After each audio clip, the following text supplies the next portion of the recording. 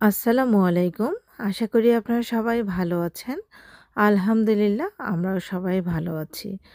আমরা আজকে জমি থেকে কি শাকসবজি তুলবো তার ভিডিওই আপনাদের সঙ্গে শেয়ার করব।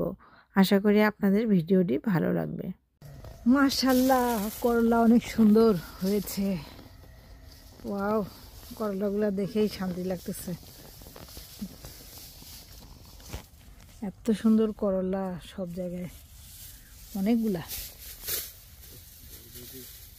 আর বরবটিগুলো অনেক বড় হয়েছে, দেখো। এদিকে কেন জানি এই করলার গাছের পাতাটা কেমন হয়ে গেছে। তরমুজ তরমুজ আজকে তুলবো। যে এখানে একটা বড় তরমুজ, এটাও তুলবো।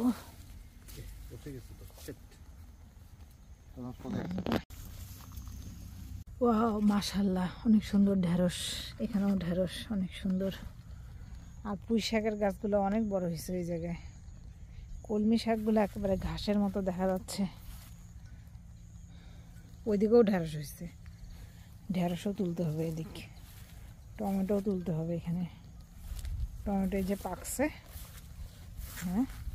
আর বেগুন হয়েছে কত সুন্দর, মাশাআল্লাহ, বড় বড়। এই যে একটা, ওই যে ওখানেও একটা দেখা যাচ্ছে।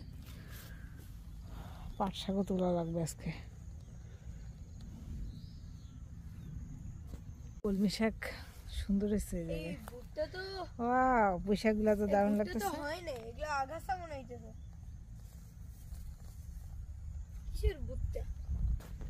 আশা করি আপনাদের ভিডিওটি ভালো লেগেছে। আজকে এখান পর্যন্তই, দেখা হবে অন্য কোনো ভিডিওতে। আল্লাহ হাফেজ।